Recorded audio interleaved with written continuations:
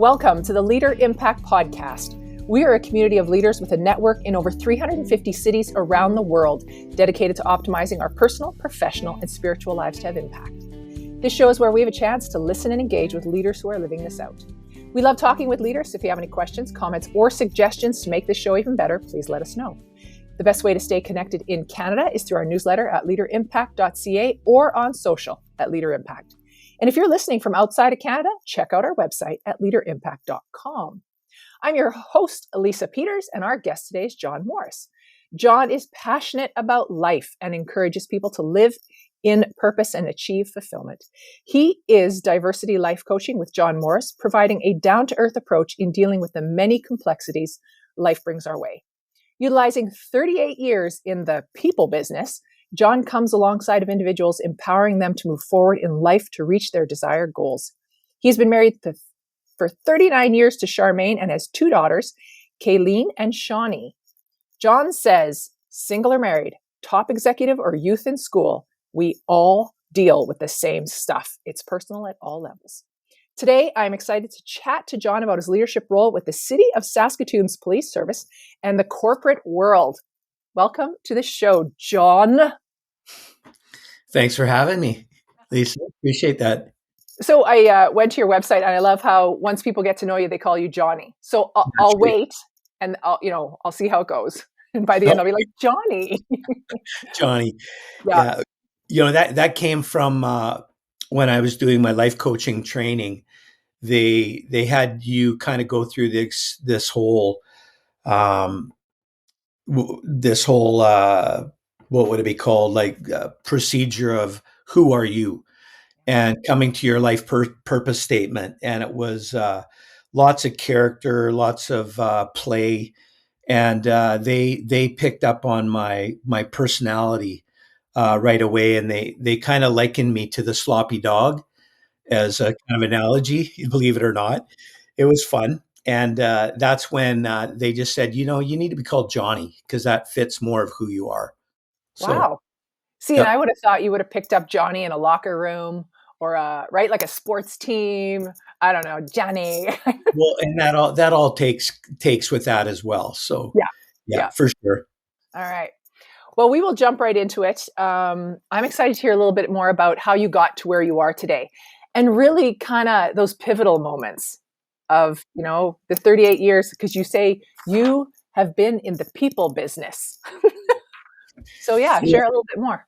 Well, I say people business because I 39 years of pastoral ministry, right from, young, trying to figure out what I was going to do in life, and then following the Bible college route and theology, and then getting into being a youth pastor.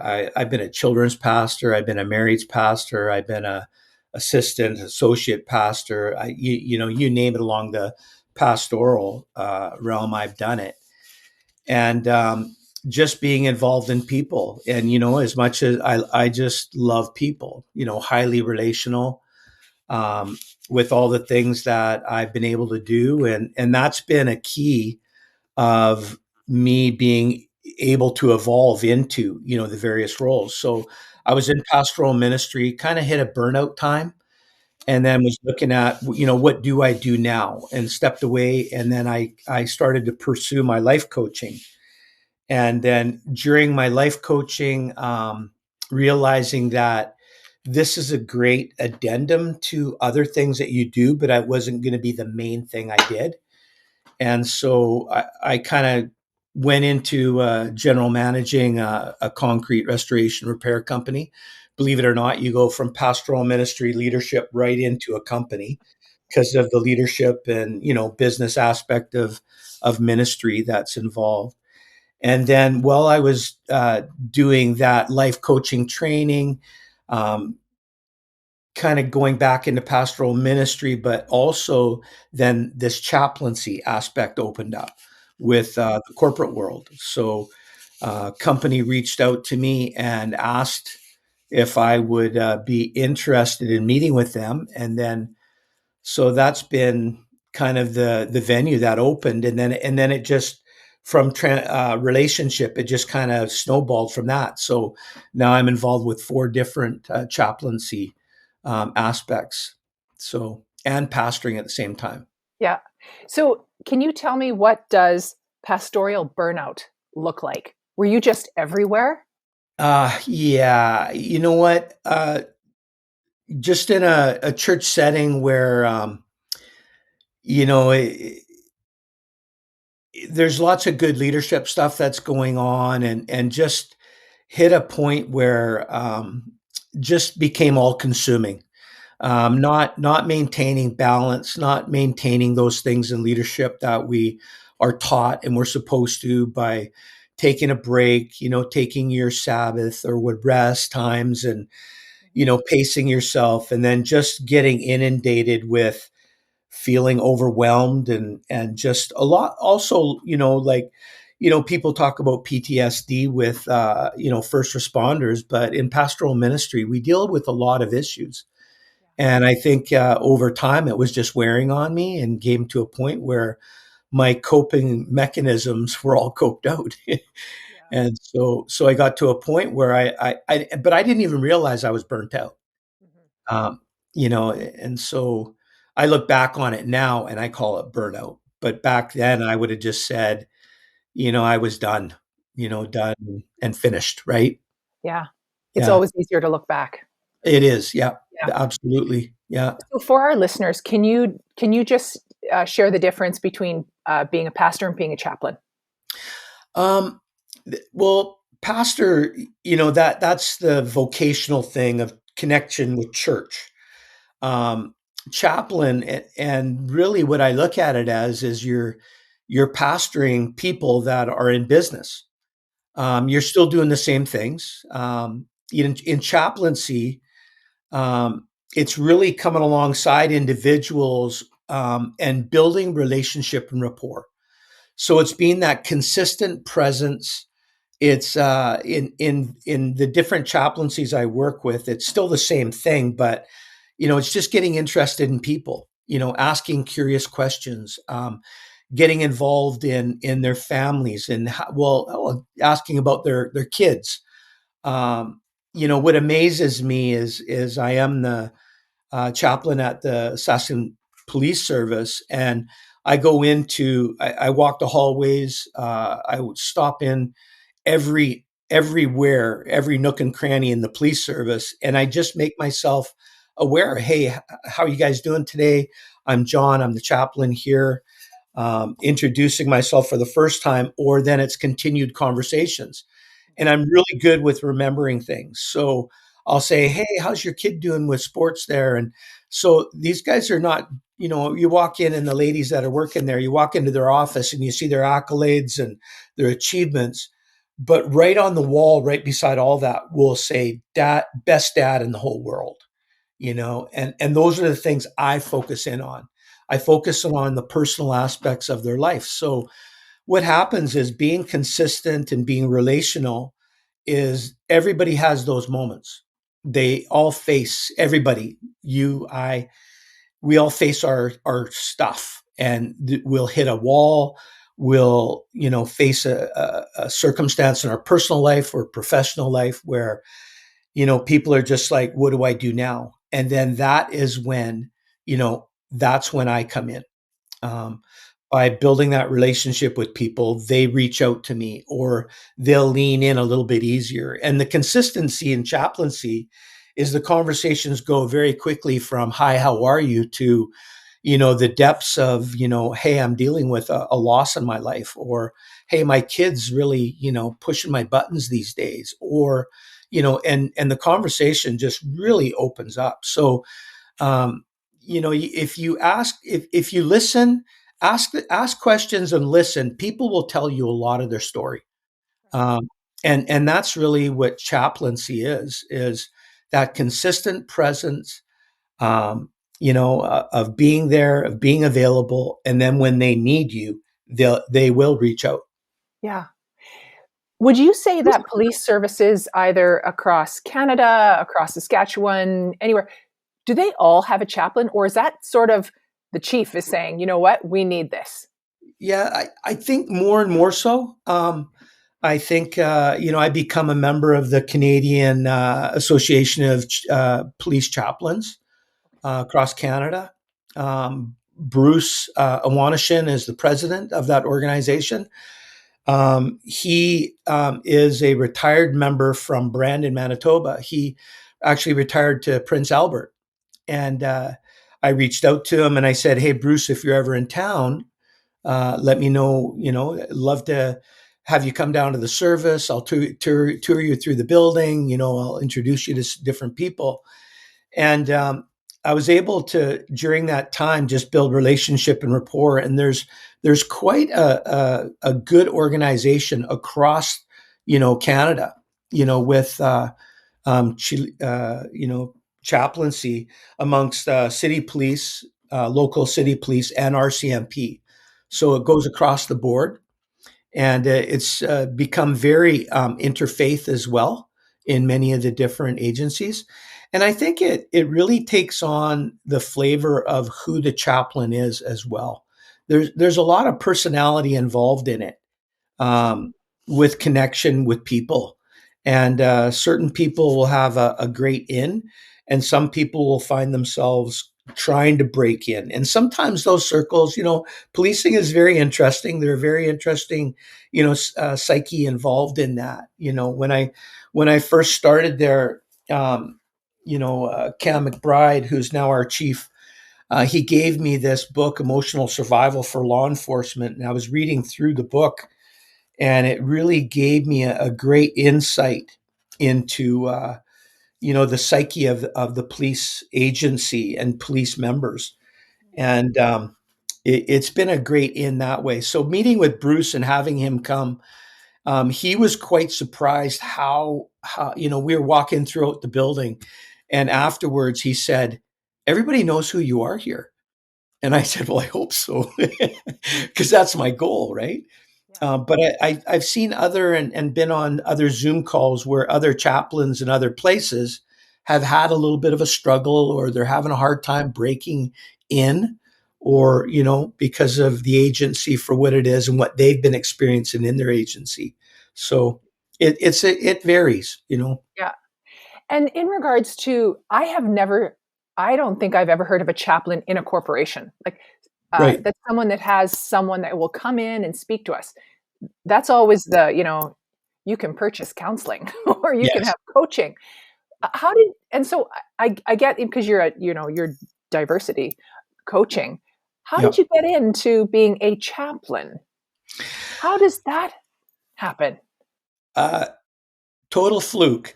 Those things in life that come along, and you wonder about it, and people reach out.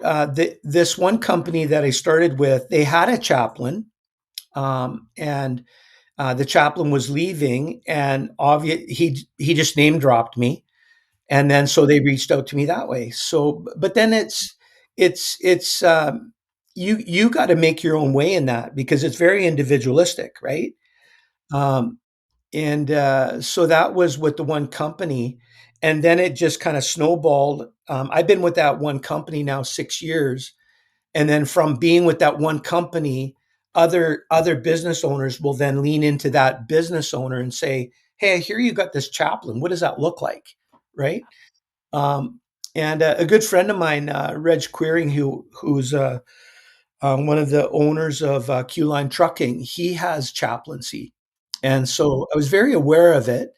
And at one time, way back when, I'd been interviewed by him and J&H, his cousin. They kind of co-worked with a chaplain, and had kind of gotten a little bit of insight on that. But then this other company opened up. And then from that, it just kind of went to another company, then to another company, and then to another company. And it was all through relationship. Um, it becomes really an extension of the wellness program. The one company calls me their wellness coordinator and life coach, actually, because they wanted to get away from the chaplaincy Okay. stigma. And so what it was is, I'm looked at as the HR on the ground. So HR in the company will come along, look after the employees with their systems.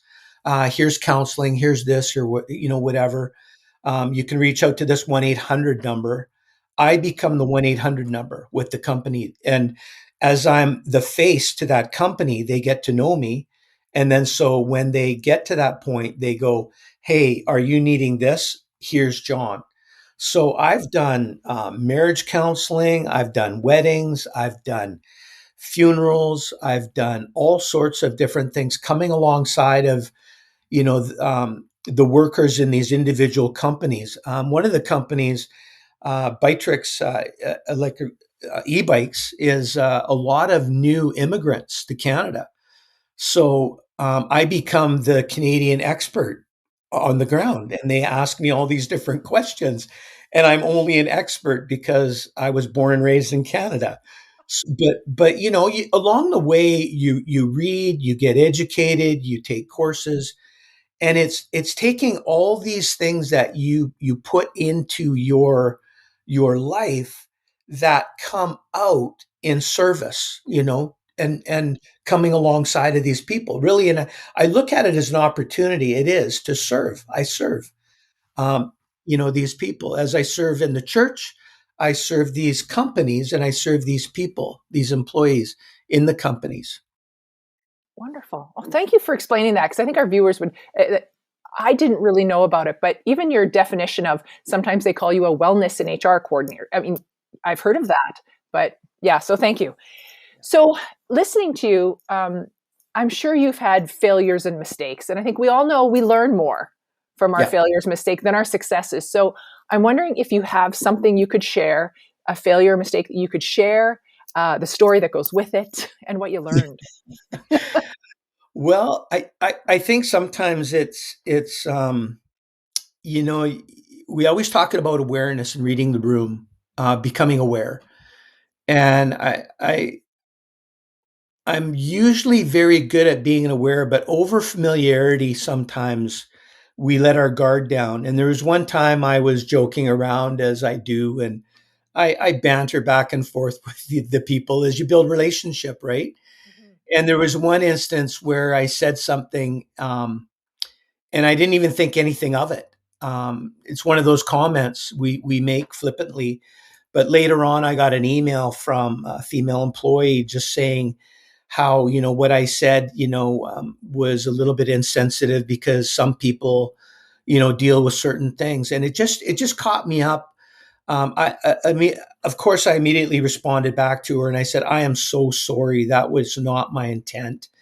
Um, but it reminded me that we need to watch our words, and we need to be on guard and aware, and more so aware when we're in those functions, not just to take it so casually, but be very, very intentional, and the intentionality of it is being aware of your surroundings, and realizing you're there.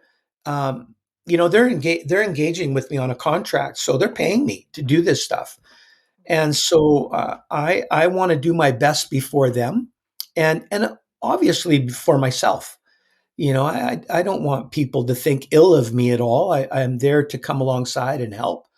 So I think sometimes it's just the over familiarity of being a little bit too casual, and not dropping that intentionality. Yeah.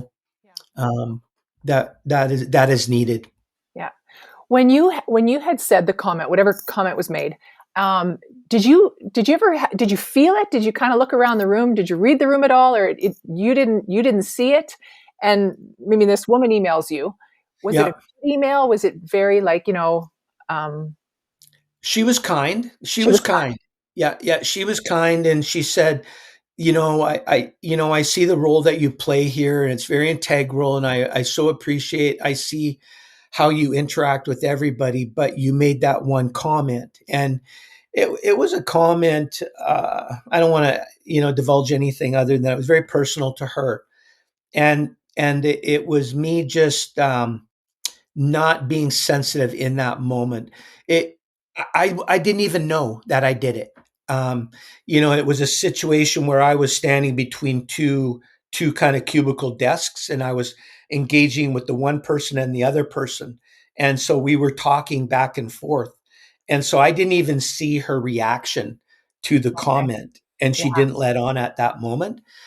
Usually, if I'm engaged with a person, I'm a pretty good read on people. I can see that, but it just was the scenario of where I just wasn't quite able to read that. So, Yeah. yeah, Yeah. It's a good comment. Watch our words.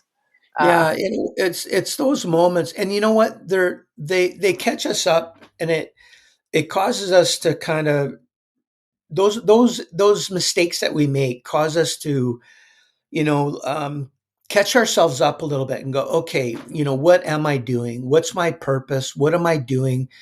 And where else maybe have I done that without really realizing it? And then again, leaning into that, what am I here for? What am I doing? What's my function?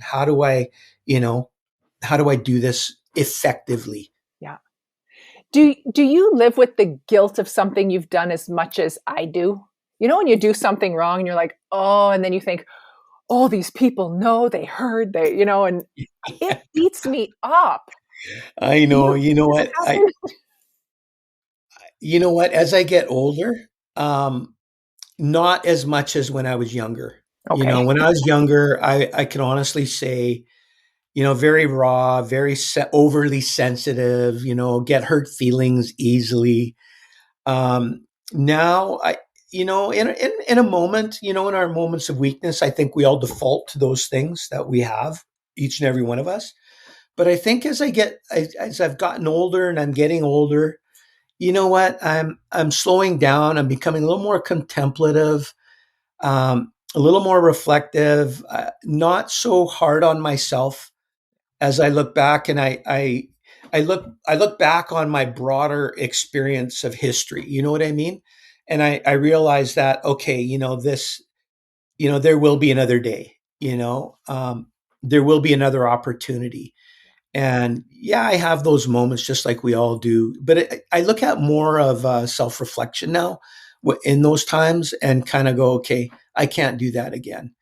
But again, I'd be a liar if I said it didn't affect me. Of course, it affects me, Yeah, but not as much as when I would be younger, I think. I appreciate that because when you talk to younger ones, it's like you're going to experience this. Like Absolutely. and I'm on that reflective side. It doesn't bother me as much. It still does. Yeah. Um, but I think surrounding ourselves with leaders that we can talk about it. So for these companies that are doing it, or the city police, they're providing you an outlet, or their employees an outlet to talk. So it's Absolutely, it such an is. amazing program. Yeah. So I want to ask you a little bit about your best principle of success. We all have one. We move forward with what we think is our best principle of success. If you have one, and if you can tell us a story. Hmm. Wow. Good question. Um, I think my success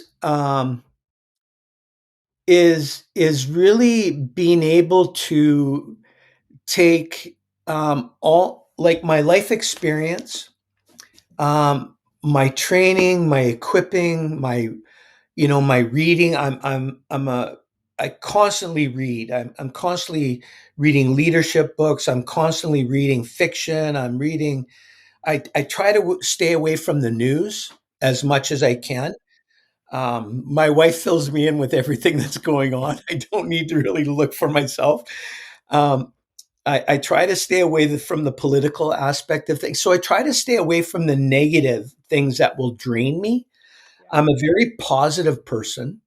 Um, when I was general managing one company, I would walk in and this one guy, he says, "Hey, Lucky, how you doing today?" And I go, "Lucky? Why do you call me Lucky?" And he says, "Well, because you're always up, you're always upbeat, you're always positive, you're always, you know, um, engaging with people. You're always." And so I think the greatest thing that I really do have is my love for people. I really do. I love people and I'm interested in people. I care for people deeply. If you would go to each one of these places that I'm involved in, my church, they would I think would tell you that I care deeply for people. Um, I'm a real heart guy. you know, and I'm a big sappy guy. I can cry very easily. Um, and so sensitivity, right? But just really taking everything that I am and just coming alongside of people and championing them with what I see and who they are in their value, their skills, their um, just their value and their worth as a human being, right? Yeah. So I don't know if that answers your question or not, but um, No, I I think, think, yeah. I was just going to reiterate, just, you talk a lot about just using the experience. You've got 38 years of people. yeah, And, if it's constantly reading about people, staying away from the news, letting your wife give you that, always positive. We all want to be around people like that, you yeah, know, and we want to share because you'll make us feel better about our yeah. problems. Well, you know what? I think too. I've got a gift like that, and I think the gift is being able to walk into any situation, um, and I'm not intimidated by, like I they brought me into a room when I was going to come into the chaplaincy, and they did a big horseshoe with 8-foot tables, and they brought lunches in, and we all had our masks on. It was just at the beginning, kind of in COVID still, and then we were able to sit down behind our table, and it was like a huge room. It was the community room down at the service, and there was like the chief, the two deputies. There was all these people. I'd never met these people at all, ever. And they're asking me these questions, and all these different things, and I'm just answering them, and I'm quite enjoying this. I'm not intimidated really by this, and I'm curious about it, and I'm asking them questions back. And then at towards the end, I said, can you do me a favor though? If every night I go out, sit in my hot tubs, there's this guy that's flying around and he's dive bombing me. Can you kind of get him to stop doing that? Okay. Well, that just breaks the ice, right? Right. People look at that and humor and just being able to see the levity and the lightness. But then we were also talking about very, very personal and deep things as well in that. And I think that's just abilities that, God's given me. I believe it's a God given, ability to be able to relate with people on whatever level. So, I mean, that could be a top executive, or it could be like in my life coaching. I've coached teenagers. I was a youth pastor for years and years and years and years. So, I was a children's pastor, for quite some time. So, if they're children, young adults, youth, uh, all over, it doesn't matter. It's the interest in who people are. Thank you for that. So we're on to the last couple questions, and Sure. Leader Impact is dedicated to leaders having a lasting impact. So you have had an impact on so many people, and I'm wondering, when you leave this world, what do you want your faith legacy to be when you are gone? Well,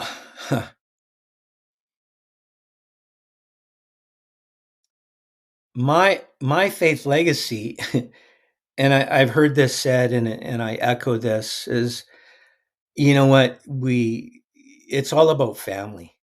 You're gonna make me cry. um, Is this where I'm supposed to, to inject humor and make something? well, Johnny. to me, it's all about family, and Yeah. if I've been in this life and I've just been a leader, what is it if I haven't been able to lead in my own family? Um, my biggest joy and my biggest, um, I guess, success is that my young adult, adult kids, still love to hang out with mom and dad. We do our family vacations together.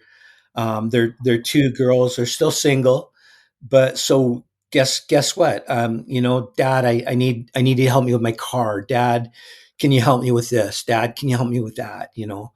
Mom, can they lean on mom and dad quite a bit. My one daughter, she's still They live in BC, and every, on her way home from work and her little commute, she phones home every day and just talks with us. She can't get a hold of her mom. She phones dad.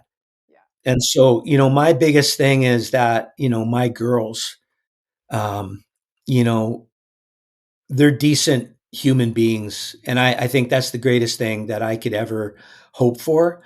They're hard workers. They love the Lord. They're very involved in their church. Um, uh, they're just decent people, and I'm so proud of them, of who they become. To me, that is a sign of I've done okay. If my girls are still, you write things in your Bible, and I've got things I've written, in my Bible. One day when I'm gone, they'll be able to take my Bible and read it. And I just, have written to them, these different things. Growing up with the girls, I held to, certain things. As for me and my house, we will serve the Lord. It wasn't me being a pastor by myself, apart from anything. It was our family unit that did everything together. The other kind of things is I leaned in is when Jesus said to his disciples, "Greater works will you do than these." And I've always looked at this as I want my kids to do better than me.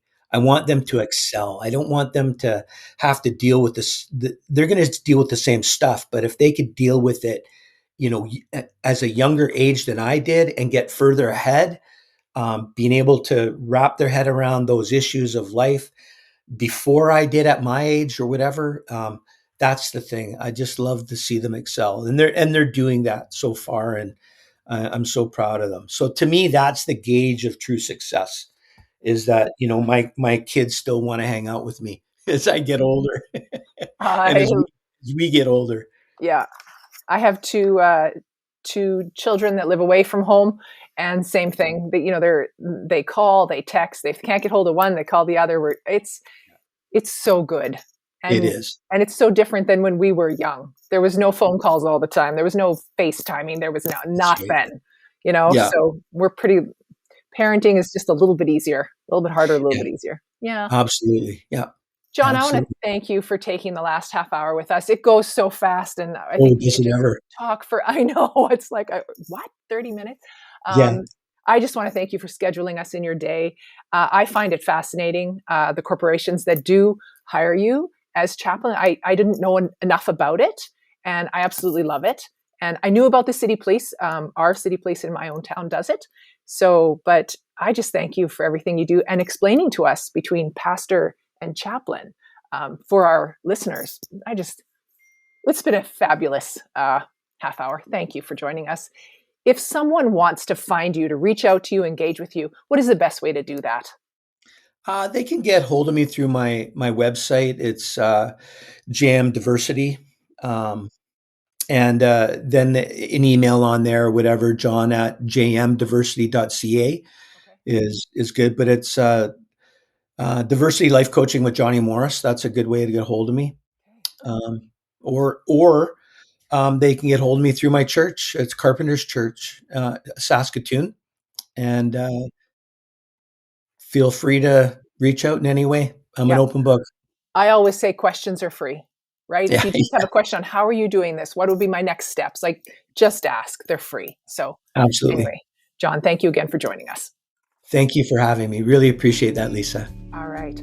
Well, I want to thank everyone for joining us here at Leader Impact. You can always discuss or share this podcast with your group. And if you are not yet part of Leader Impact and would like to find out more and grow your leadership, find our podcast page on our website at leaderimpact.ca and check out our free leadership assessment. You can also check out groups available in Canada at leaderimpact.ca, or if you're listening from anywhere else in the world, check out leaderimpact.com or get in touch with us by email, info@leaderimpact.ca, and we will connect you.